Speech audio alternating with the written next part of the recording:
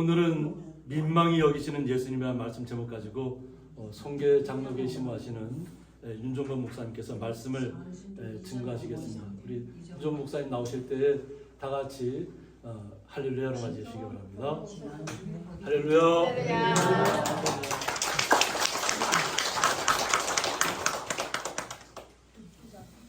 네, 반갑습니다.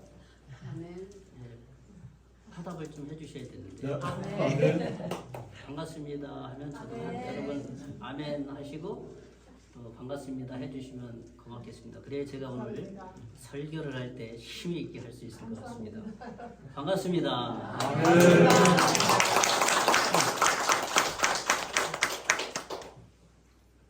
벌써 저희 부부가 여기 온 지 오늘로서 1년 6개월 차가 되는 것 같습니다. 2022년 1월 첫 주부터 예배를 시작해서 2023년 6월 오늘 첫 주 예배는 예배당에 고양리 교회와 연합 우리 예배드립니다 하고 써붙여놓고 왔습니다. 예, 참 감사한 것은 예배 이렇게 성도는 한 명인데 지나가다가 여행하다가 들리시는 분, 그다음에 가끔 주변에서 와서 예배하시는 분, 그래서 주의를 비울 수 없구나 하는 것을 좀 많이 경험을 합니다. 그리고 여기 와서 제가 하나님의 그 은혜를 참 굉장히 많이 누리는 것 같습니다. 물론 첫째로는 복음의 은혜를 누리고, 두 번째로는 이 정선이라는 아름다운 이 자연에 하나님이 만들어 주신 이 아름다운 공기, 이 두 번째 덤으로 제가 여기서 목회를 하고 있습니다. 제가 여기 와서 목회하는데 힘이 되어 주신 분을 꼽자라 한다면 우리 손 목사님 네 분, 여기 와서 참 푸근하게 많이 대해 주셨고, 이곳 교회에 와서 방문하면서 여기서 목회할 만하다 하는 그 마음을 주신 그러한 목사님이 우리 손 목사님과 또 사모님 유용은 사모님, 찬양도 참 여기 와서 찬양 가수인지 알았어요. 죄송합니다. 네, 그래서 좀 많은 마음의 위안을 삼아서 1년이 넘었는데 벌써 제가 목사님은 10년 이상 됐는데 저도 10년 된 것 같은 느낌이 들어요. 기분상 그래요. 네, 오늘은 제가 이 정상까지 와서 하나님께서 저와 아내를 통해서 어떤 일을 하시기를 원하시느냐, 오늘 말씀은 제 간증과 같은 말씀이라고 할 수 있습니다. 제가 서울에서 젊은이 대학생들을 한 25년 이상 제자훈련하다 이제 마지막 이곳에 와서 이 생명의 복음을 어르신들께 함께 나눠야 되겠다는 마음으로 이렇게 왔는데, 여기 오게 된 결정적인 그러한 어떤 마음을 준 것은 오늘 본문의 내용에 다 들어 있습니다.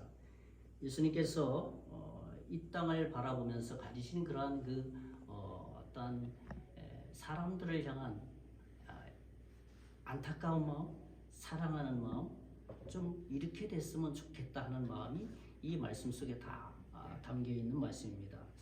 제가 송계장로 교회에 오기로 결정한 것은 여러 어떤 사역지를 이렇게 돌아보면서 교회에게 소개를 받으면서 교회는 성도는 한 명도 없고, 교회는 몇 개월 동안 비어 있고, 그 다음에 교회 아무도 올만한 곳이 못 된다 그런 소리를 들으면서 제가 여기 한번 그 성계장로교회를 방문했는데 교회가 너무 아름답더라고요. 천국 같은 교회더라고요.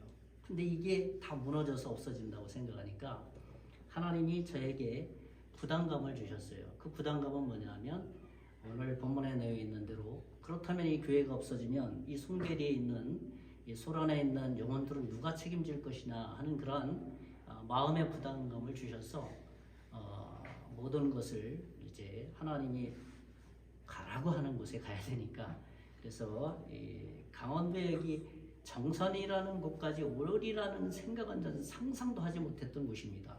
근데 하나님이 가라고 그러니 어떻게 하겠습니까? 아멘 할렐루야 하고 오니 역시 아멘 할렐루야로 살게 됐습니다.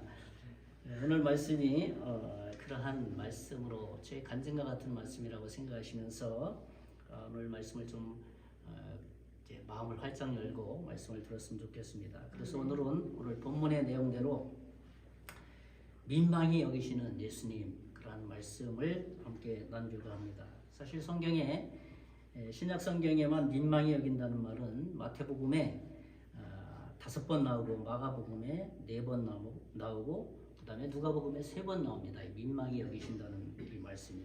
그런데 이 민망히 여긴다는 이 말씀의 원어의 의미는 뭐냐 하면 깊은 연민을 느낀다. 또 불쌍히 여긴다. 이 두 가지의 마음이 예수님께서 세상을 바라보면서 민망히 여기시는 마음이었습니다. 그런데 세상에 살아가는 사람들은 어떤 삶을 살아가냐 하면은 자신이 주인이 되어서 자기의 생활 방식, 자기의 가치관 그대로 내 식대로 살아가는 것이 행복의 최고다라고 여기면서 살아가는 것이 이 세상에 예수님을 모르는 사람들의 모습이라는 겁니다. 예수님은 그러한 사람들을 바라보면서 민망히 여기셨다 이렇게 말씀을 합니다. 오늘 말씀을 통해 우리 자신이 이 시대에 복음의 은혜를 받은 우리가 나는 하나님의 자녀로서 나는 어떤 마음과 태도를 가지고 나는 살아가고 있는가. 도시 같으면 뭐 직장도 다니고 사업도 하고 그렇지만 여기는 이제 농사 짓는 사장님분 대부분 사장님들이시잖아요. 그러니까 내가 이런 것들을 하면서 나는 어떤 생각을 가지고 살아가느냐 하는 것. 세상 사람들, 예수님을 믿지 않는 사람들과 똑같은 생각을 가지고 살아가느냐. 똑같은 생각을 가지고 농사일을 하느냐.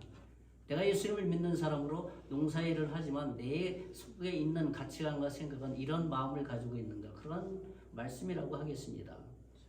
오늘 말씀을 통해서 이 시대에 지금 여기에 이 땅에 고향리에 살아가는 우리가 어떤 마음과 태도를 가지고 살아가야 되는지를 좀 많이 생각하는 말씀이 됐으면 좋겠습니다. 아멘. 첫째로는 예수님이 왜 민망히 여기시느냐 그 질문을 던졌습니다. 첫째는 많은 사람들이 방황하기 때문에 예수님께서는 민망히 여기셨어요. 깊은 연민을 가지고 그들을 바라볼 때마다 불쌍히 여김을 가지셨다는 겁니다. 그러니까 모든 인류를 향한 하나님의 마음이라고 하겠습니다. 이런 마음은 예수님을 구세주와 주로 영접한 우리 모든 그리스도인이 가져야 될 그러한 마음이라고 할 수 있습니다. 오늘 본문 마태복음 9장 18절부터 보면 예수님은 수많은 사람들을 찾아가면서 병자들을 고쳐주셨습니다. 그리고 35절에 와서는 예수님 그 마음을 들여다볼 수 있는 말씀이 있습니다. 제가 말씀을 한번 읽어드리겠습니다. 예수께서 모든 도시와 마을에 두루 다니사 그렇게 말씀하셨어요. 그러니까 이 말씀 속에 숨겨져 있는 것은 예수님의 마음이 어디에 가 있느냐에 따라서 예수님의 발걸음이 결정됐다는 겁니다. 사업을 하는 사람은 사업에 관련된 사람을 만나는 것이 결정되고 농사일을 하는 사람은 농사하는 일에 시기적절하게 그 발걸음, 생각이 결정이 되는 것과 마찬가지입니다. 예수님께서는 영혼 한 사람 한 사람들이 여기도 살아가는 데 있고 또 저 지역에도 가보니까 또 그 사람도 예수님이 필요한 사람들이에요. 그래서 예수께서 모든 도시와 마을, 큰 도시와 이제 조그만 작은 마을에까지 예수님께서는 다니셨다는 것이죠. 뭐 사모님은 전국구신 것 같아요. 어제도 뭐 전라도까지 갔다 오시는 거 보니까 저 그렇게 하라고 못할 것 같은데 참 대단하셔요. 예수님은 오늘 말씀에 보니까 정말 마태복음 9장 20절에는 12년 동안 혈액종을 앓고 있던 그 여인을 고쳐주셨고 그 다음에 27절에 보니까 앞을 보지 못하는 맹인을 눈을 뜨게 만들었고 32절에 보니까 말 못하는 사람을 말하도록 고쳐주셨어요. 예수님은 이렇게 사람들의 그 각자의 육적인 필요들이 있거든요. 병든 필요, 육신의 어떤 물질적인 필요, 이 물질적인 필요, 육신의 관련된 모든 필요들을 소홀히 여기지 않으셨어요. 그것도 일일이 찾아가 주셔서 그 문제를 먼저 육신의 문제를 해결해 주셨다는 것입니다. 왜 예수님께서 그렇게 하셨겠습니까? 육신적인 문제를 해결해 주다 보면 예수님의 그 본질적인 마음이 그들에게 전달됐으면 좋겠다 하는 마음이에요. 그러니까 영적인 필요도 채워 주시려고 육적인 필요를 먼저 채워 주신 겁니다. 그러면 이 세상 사람들은 과연 어떤 사람이냐 하는 것을 우리가 알아야 됩니다. 이 세상 사람들을 한번 생각해 봅시다. 첫째로는 그들은 영적 목표나 관심이 전혀 없는 사람들이에요. 그렇다고 그들에게 욕할 수 있어요? 정반대잖아요. 예수님처럼 민망히 여기는 거예요. 자신의 영혼이 구원이 필요한 존재라는 인식을 하지 못하는 사람들이라는 겁니다. 누군가 톡 건드려줘야 된다는 거예요. 오늘 본문 마태복음 9장 18절에서 26절을 보면 가버나움에 사는 한 가난인 그 야이로라는 딸의 이야기가 나오지 않습니까? 가난의 딸입니다.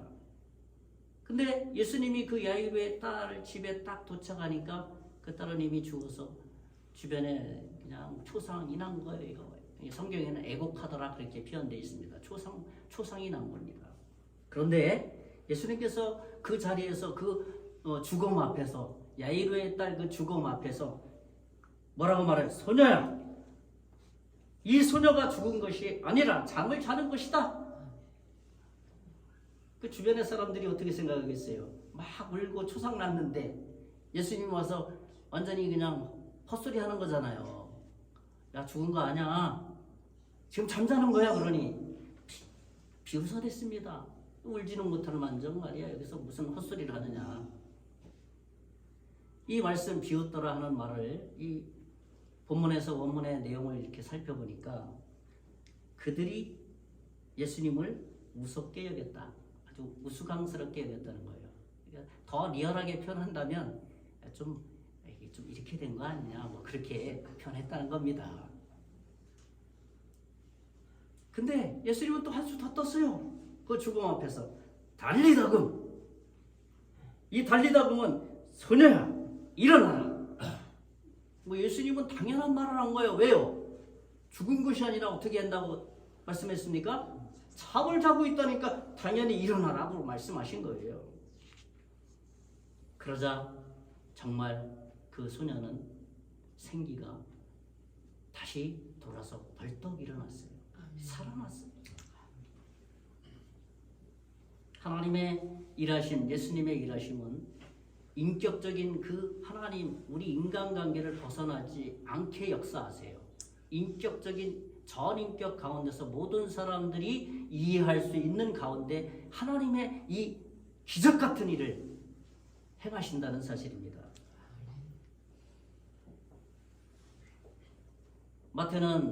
오늘 본문의 마태는 이 장면을 어떻게 기록했냐면 9장 25절에 무리를 내보낸 후에 예수께서 들어가서 소녀의 손을 잡으시며 일어나는지라. 이 사실을 마가는 이렇게 기록했습니다. 마가복음 5장 41절에 그 아이의 손을 잡고 가라사대 달리다금 하시니 번역하면 그 소녀야 내가 내게 말하노니 일어나라 하심이라. 달리다금 찬양 있잖아요. 그죠? 다음에 한번 사모님 찬양 좀 해주세요. 달리다금. 제가 좋아하는 찬양 중에 하나입니다. 예수님은 이 사건을 통해서 죽음이라는 것은 끝이 아니다 라는 것을 말씀하고 싶었던 거예요. 예수님을 만나면 다시 영원히 살 수 있다는 것을 이 사건을 통해서 보여주고 싶은 거예요. 그런 메시아적 메시지가 이 말씀 안에 숨겨져 있는 거예요. 그러니까 그들에게 진정한 삶의 방향을 예수님께서는 영혼의 목표나 관심이 없는 그들을 향해서 삶의 근본적인 본질적인 방향을 제시해 주셨다는 사실입니다. 야, 너의 죽음과 너의 자신의 영혼의 관심을 가지고 좀 살았으면 좋겠다 하는 예수님의 민망히 여기는 마음이 이 안에 숨겨져 있다는 겁니다. 두 번째로는 세상 사람들은 도와줄 사람이 적기 때문입니다.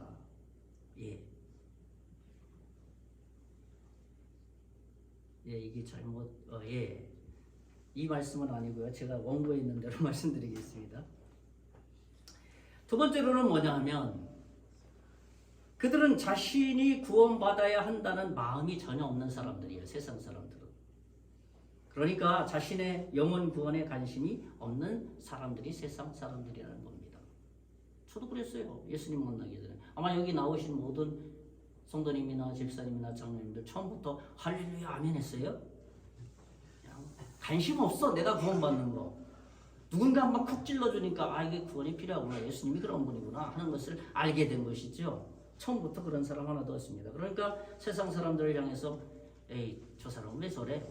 그렇게 말하는 것은 예수님의 마음을 가진 사람으로서 합당한 태도는 아니라는 것이죠.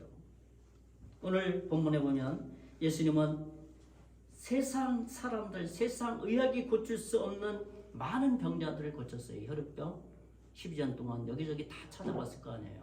한의원 수술도 하려고 하고 여기저기 사람들 용하다는 사람 다 찾아갔을 거 아니에요. 근데 못 고쳤어. 근데 예수님 만나서 고쳤습니다. 앞을 보지 못하는 맹인 예수님 만나서 저 보게 해주세요. 그러니까 예수님께서 그를 앞을 보게 눈을 뜨게 만들었습니다. 말 못하는 사람 예수님 만나서 말하는 사람으로 정상적인 사람으로 회복시켜 주셨다는 겁니다. 여러분 이러한 일들을 세상 의학이 할 수 있어요. 보청기는 이렇게 줄 수는 있지만 그쵸? 라식 수술도 안 되잖아. 눈 안 보이는 거. 그쵸? 시력 수술할 수 있는 가능성이 있어야 되는 거니까요. 왜 예수님께서 이러한 병자들을 고치셨냐 하면 이것은 세상 사람들, 세상의 의학, 사람들의 힘으로는 할 수 없는 그 일들이다. 그러니까 무능한, 우리로서는 이 일에 대해서는 무능한 존재들이다. 예수님께서는 어떤 한 사건을 통해서 우리를 향해서 우리의 무능함을 보여주시기 위해서 그렇게 말씀도 하시고 병자도 고쳐주신다는 겁니다. 그리고 여러분 한번 생각해 보세요. 앞이 안 보이는 사람, 12년 혈액증 있는 저 예수님께 왔을 때 저 좀 고쳐주세요. 고쳐주면 좋고 못 고치면 그만이죠. 그렇게 했겠어요? 저 정말 고쳐줘야 됩니다. 저 평생 눈 앞을 못 보고 살아야 됩니까? 사람들의 말을 듣고 살고 싶습니다. 라고 예수님께 와서 강청을 했을 거예요. 그랬을 때 예수님은 그 마음을 보시고 민망히 여기셔서 그들을 다 고쳐주신 거예요. 아멘. 그 이면에 한 걸음 더 나가서 나를 믿는 태도가 이래야 된다. 너 정말 예수님을 믿으려면 이런 마음과 태도를 가지고 주님 앞에 나올 때 예수님이 그때 보여. 하나님의 사랑이 그때 보이는 거야. 라는 것을 가르쳐주기 위해서 이러한 병자들을 고쳐주는 겁니다. 세상 사람들이 구원받아야 할 마음이 없다는 것에 대해서 우리가 그렇게 실망할 이유가 없는 이유가 여기에 있는 것이죠. 마태복음 9장 30절 이제 본문에 이제 제목은 다르지만 본문은 돌아왔어요. 한번 같이 읽어보겠습니다. 다 같이 9장 30절 시작. 그들이 밟아주니라. 예수께서 엄히 경고하시되 삼가 아무에게도 알리지 말라 하셨으나. 이 말씀대로 예수님은 고침받은 모든 그 병자들에게 공통적으로 경고의 메시지를 했어요. 이거 세상 사람들에게 말하면 안 돼. 경고의 메시지 알리지 마라. 그렇게 좀 이해가 되지 않잖아. 이 말씀이 좀 잘 알려가지고 말이야 예수님이 좀 이렇게 소문나야 되는 게 정상인데 이 말씀이 이해가 안 돼요. 저도 처음에 이해 안 됐어요. 근데 말씀을 묵상하고 전원문맥을 이렇게 살펴보니 예수님의 마음을 그 속에서 찾아볼 수 있었다는 것이죠. 그것은 뭐냐면 왜 그렇게 하셨는가 하면 예수님은 그냥 병이나 고치러 오신 분이 아니다. 영혼을 구원하러 오셨다. 그러니 너희들이 세상에 가서 너희 고침받았다고 나에 대해서 오해케 하지 말아라. 그냥 병 고치는 그러한 그 어떤 의사보다는 좀 똑똑하고 유명한 의사, 그러한 오해를 일으키지 않기 위해서 예수님께서는 모든 이 병자들에게 야 말하지 마 그렇게 얘기한 거예요. 왜? 사람들이 어떤 마음을 가지고 찾아오느냐에 따라서 그 사람의 마음이 왜 병 안 고쳐줘요? 왜 교회 왔더니만 구원 준다 했는데 왜 8원 뺏게 안 줘요? 뭐 이렇게 말할 수 있다는 거죠. 옛날에 그렇게 얘기했잖아요. 구원 준다 해서 아주 옛날 교회 끝나고 인사하는데 목사님 구원을 안 준다고.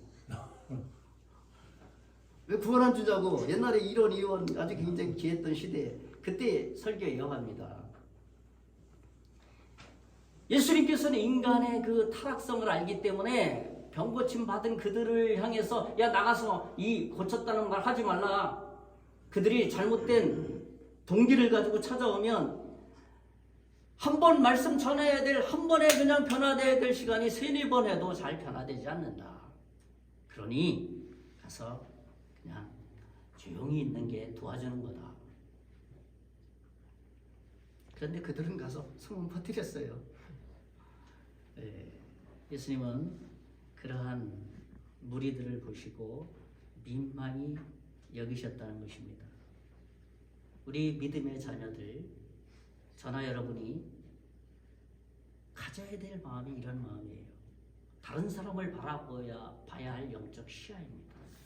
그게 복음의 시야라고 말해요. 복음적인 시야로 살아라는 것이고요. 내가 복음으로 거듭났기 때문에 사람들을 대할 때 저 사람 성격은 왜 그래? 저 사람은 뭐 저렇게 살아? 매일 거짓말 치는 것 같고 말이야. 사귀기 힘든 사람이야.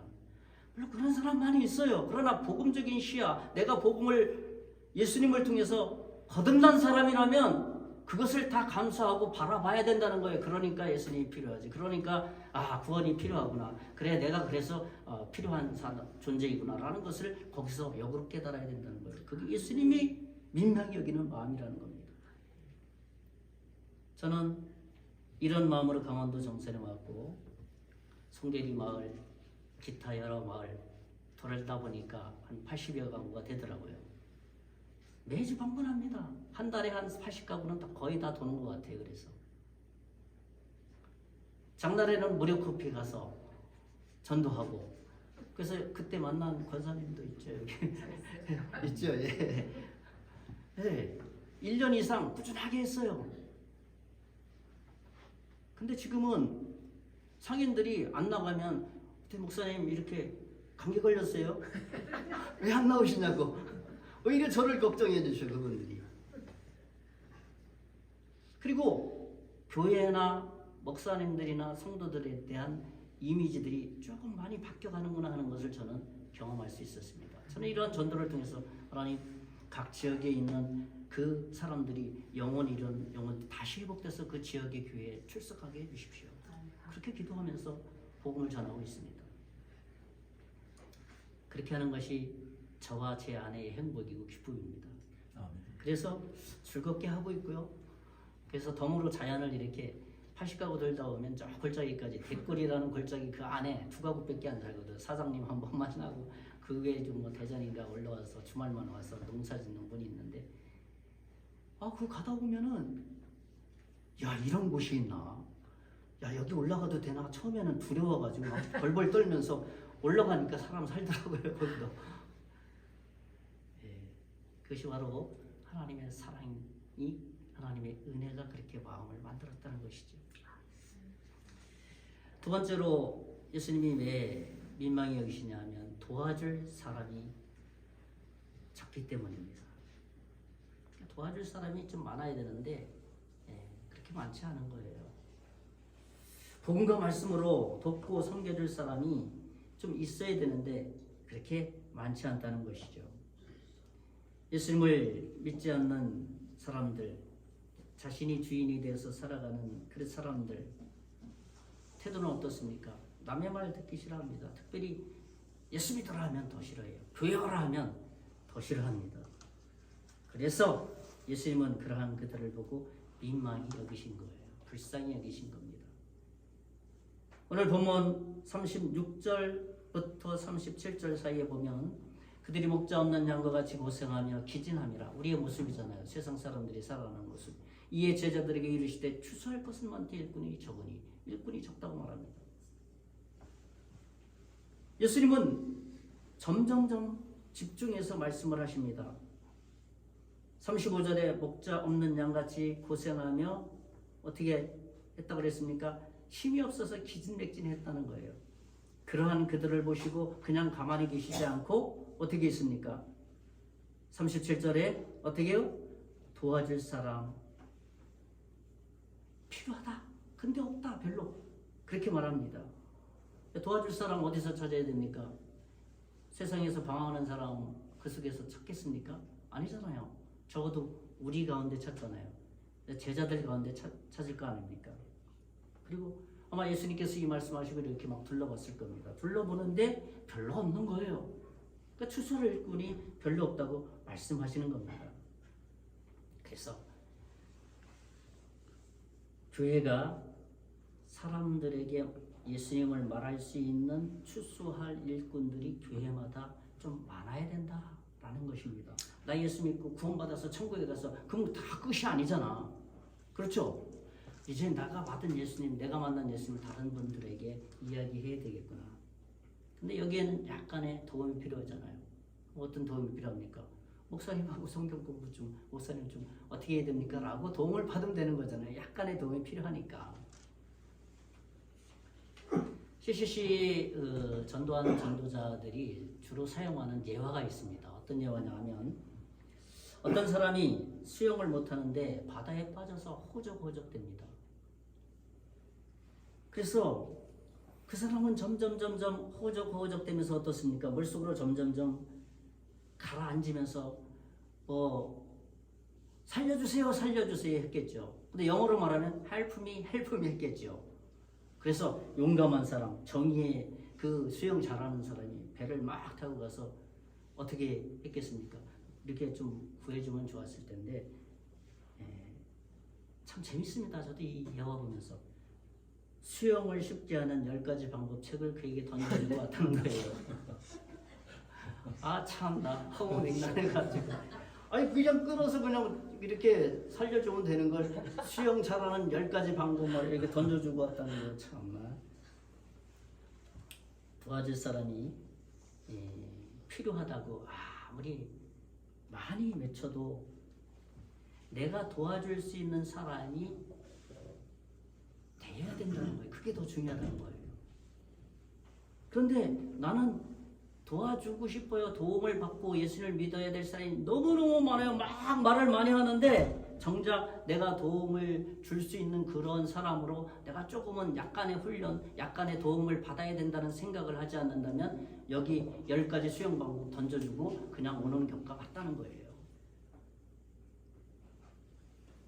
예수님은 많은 무리들을 보시며 적극적으로 그들을 도울 수 있는 사람이 별로 없는 거예요. 그래서 민망히 여기신 거예요. 오늘 본문 37절에 보면 이에 제자들에게 이르시되 추수할 것은 많되 일꾼이 적으니. 여러분 그 표준세 번역 제가 한번 옮겨왔습니다. 한번 같이 읽어볼까요? 여기 표준세 번역 마태복음 9장 37절 시작. 그래서 제자들에게 말씀하셨다. 추수할 것은 많은데 일꾼이 적다. 여기에 예수님의 마음이 다 들어있지 않습니까? 우리가 이런 일꾼이 될 만한 그리스도인이 되어야 됩니다. 그러면 우리 삶의 현장에서 예수님을 말할 수 있게 되고요. 예수님께서 이 땅에 3년 6개월 계시면서 말로만 사신 게 아니거든요. 삶으로 보여주셨어요. 이것이 우리 삶에서 구현이 된다는 겁니다. 마지막 세 번째로 예수님이 민망히 여기시는 이유는 추수할 일꾼에 대한 무관심 때문입니다.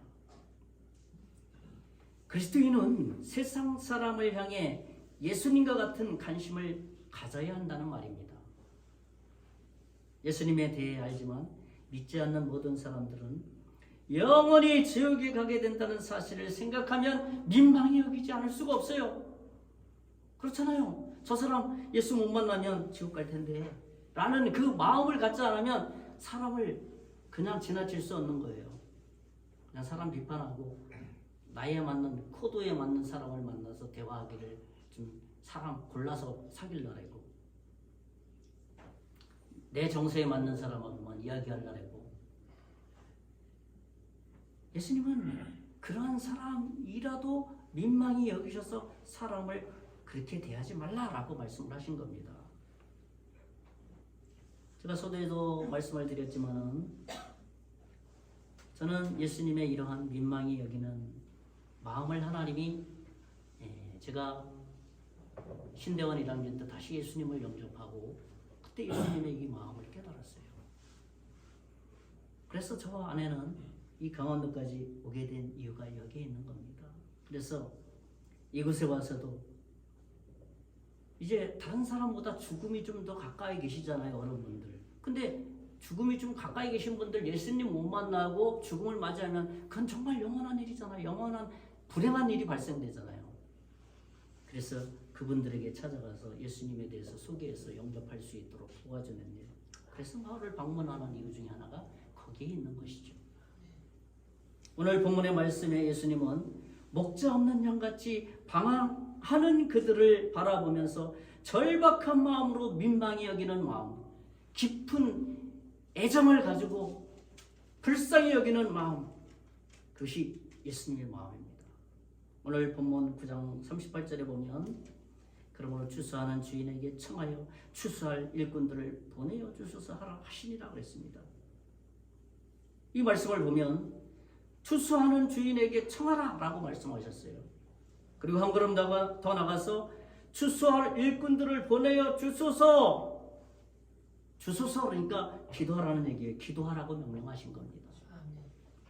우리가 해야 될 것은 이 명령에 순종하는 일이에요. 먼저 내가 추수할 일꾼이 되게 해달라고, 다른 사람들에게 예수님을 조금이라도 말할 수 있는 사람이 되게 해달라고 기도하는 게 첫 번째 명령에 순종하는 일입니다. 그리고 한 걸음 더 나가서 목사님께 가서 어떻게 해야 되죠? 라고 도움을 요청하는 거예요. 그래야지 10가지 수영 방법은 던져주지 않고 그냥 오게 되는 거예요. 붙들어서 살려주고 그 다음에 10가지 수영 방법을 알려주는 거예요. 그 다음에. 그런데 오늘 본문에 사람들은 그런 관심은 전혀 없습니다. 단지 병이나 고침받고 오래 살려는 그런 것에만 관심이 있습니다. 여러분 정말 오래 사는 방법 비결 알려드릴까요? 예수 믿는 거예요. 예수 믿으면 영원히 살기 때문이에요. 영원히 살아요. 죽는다는 그 시점은 영원한 삶의 출발점, 문을 여는 순간이 우리의 죽음이에요. 그러니까 죽음을 두려워하지 않는 게 거듭난 그리스도인의 하나님에 대한 소망이 거기에 있는 겁니다.